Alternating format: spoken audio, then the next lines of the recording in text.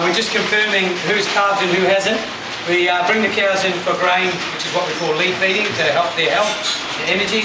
And while they're in, we mark the cows we've already identified in the paddock, and we can, if necessary, confirm that they've calved by different methods. One of the things we often look for is some cows haven't got much of an udder because they're not swelling up.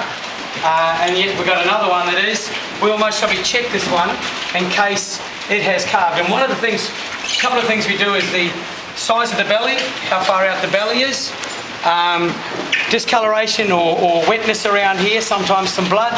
And one of the last things we look at, if we have to, is whether there's been a tear or a bruising at the top. In this case, there's none. So all the things would say this cow's okay. We can go back to another one. And this one is actually flipping her tail around and she's showing signs of discomfort, which is another thing we look at. Again, her belly's quite pronounced. And if we bump in there, I can bump in there, hold my hand, and quite often you'll feel the calf come back against your hand. And sometimes, yeah, it gets a bit brassed off again. So looking at her, I basically know, I'm pretty sure she's still got a calf in her. And I decide to look here. She's moving her tail, she's got mucus, but not a lot of wetness. And I check here, and she also has not got any splitting. A bit of reddening, which shows that she's getting ready to calve. And this one almost will be calved within 2 or 3 hours. So I'm going to cut her and keep her close to the shed just to keep an eye on her and make sure she's okay.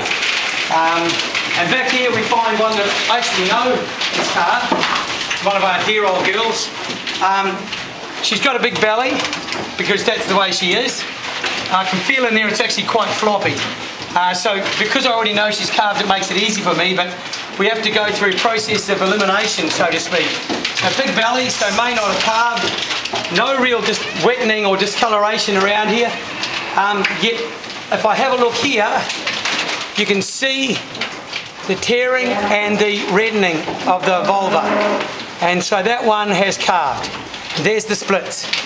So if I'm at all doubtful, I can do this, and this is a quick check compared with doing what the vets would do and I do sometimes, which is where we put a glove on and we actually palpate them rectally. We reach inside and down and we feel for a calf.